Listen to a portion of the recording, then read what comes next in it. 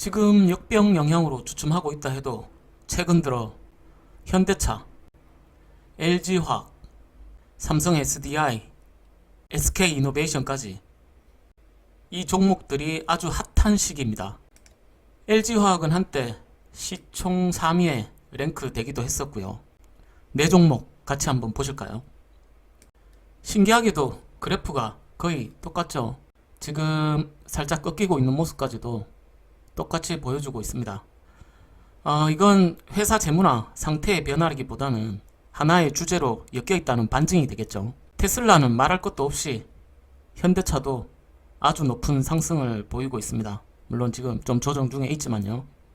이 종목들이 현재 다 전기차 테마를 타고 대세 상승 중에 있는 종목들입니다. 거기다가 수소차 사업 관련으로도 상승 기대를 더 높이고 있죠. 완성차 업체고 전기차든 수소차든 배터리 관련 업체들입니다.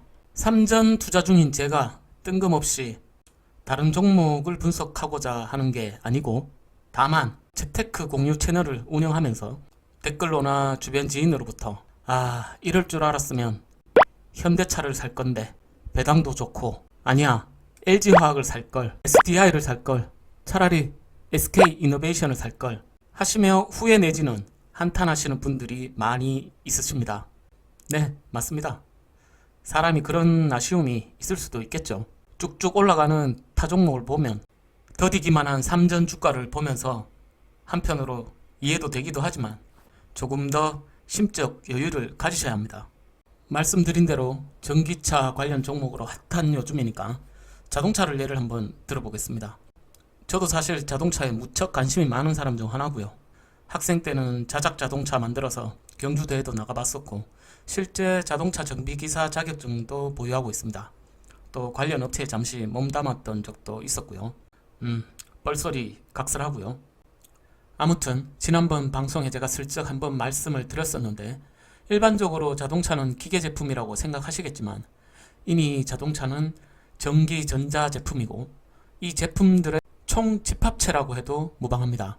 전기차가 아니라 내연기관이라고 해도 연료를 석유 에너지를 사용한다는 거지 엔진에서 발생한 운동 에너지를 동력으로 쓰고 또 전기 에너지로 변환시켜 전기 전자 제품의 작동으로 굴러가는 것이죠. 그 작동을 제어하기 위한 곳에는 반드시 또 반도체가 필요하게 됩니다. 엔진에도 변속기에도 제동장치, 파워 스티어링, 서스펜션, 실내외 조명 장치, 헤드업 디스플레이, 에어컨, 운전자 파워 시트, 에어백, 운전자 보조 시스템, 더 나아가서 자율주행 장치에는 말할 것도 없겠죠. 전기차가 아닌 내연기관 자동차에도 이렇게 많은 반도체가 쓰여지는데 하물며 전기차 시대가 온다면 어떻게 될까요? 월등하게 디지털 데이터 양이 많은 배터리, 전기 모터, 자동차 엔진을 대체하는 인버터 등이 탑재되게 되고 그때 자동차는 거의 반도체 덩어리라고 보시면 되는 겁니다. 현재 자동차 한 대당 투입되는 반도체는 250에서 300개 수준이라고 해요. 그런데 이것이 전장화, 자율주행 레벨만 높아져도 반도체 투입 개수가 250에서 약 2000개 이상으로 늘어날 것으로 전망하고 있습니다. 거의 10배가 증가하는 거예요. 메모리 반도체 주력 부분에선 이미 삼성이 다 씹어 먹었고 정작 5G, 자율주행, 사물 인터넷 등에 사용되는 비메모리, 즉 시스템 반도체 부분에 있어서는 아직 삼전이 갈 길이 멀긴 하지만 7나노 이하 초미세 공정 기술은 대만의 TSMC와 삼성전자가 유일하게 보유하고 있고 이미 5나노 제품도 올 하반기 출시 예정입니다. 3나노 제품도 화성에 이미 개발 진행 중에 있죠. 2022년 개발을 목표로 하고 있습니다. 또 테슬라의 완전 자율주행 FSD 반도체 칩을 지난해부터 위탁 생산 중에 있고 아우디 자동차 모델 A4에도 자동차 메인 프로세서를 공급 중에 있죠. IBM까지 영토를 확장하고 있습니다. 거기에 또 고무적인 건 삼전이 2030년 비메모리 시스템 반도체 부분도 1위를 목표로 무려 총 133조를 투자 예정에 있어요. 올해만 벌써 30조 투자가 됐고 세계 그 어떤 기업보다도 많은 투자를 진행하고 있습니다. 이 작은 피지컬이란 게 결국 파워인 거죠. 거기에 정부도 미래산업 콜라보로 1096억을 편성해서 시스템 반도체 경쟁력 강화 대책에 나서고 있습니다. 1조의 10분의 1도 안 되는 돈으로 생색내는 건지는 모르겠지만 그만큼 133조라는 금액이 엄청난 금액이라는 거죠. 생색내지 말고 그냥 정부가 삼전을 그냥 가만히 냅두기만 해도 크게 도와주는 거라고 생각을 해요. 메모리, 시스템이 어쩌고 7나노 이러니까 얘기가 복잡하게 들릴 수도 있겠습니다만 그 내용들은 추후 기회가 되면 한번 따로 다뤄보도록 하고요. 쉽게 결론은 뭐냐? 전기차 시장이 확대되는 것은 결국 삼전에도 호재라는 것이고 랠리를 시작도 하지 않은 거라는 겁니다. 시차의 문제지 삼전 투자가 결국 현대차나 LG화학이나 삼성 SDI에 투자한 것과 결이 같다는 말씀을 드리는 거예요. 그런데 거기다 대고 짧은 시간에 주가 상승률을 보고 현대차 살걸 LG화학 살걸 할 거는 없다는 거죠. 현대차를 투자하건 LG화학을 투자하건 모두 글로벌 업체이고 훌륭한 종목임에 틀림이 없습니다.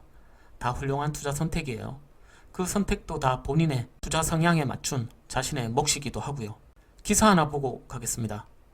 엄청난 유동성이 증시를 띄워놓고 있지만 실제 보시면 펀드멘탈은 삼성전자밖에 없는 거죠.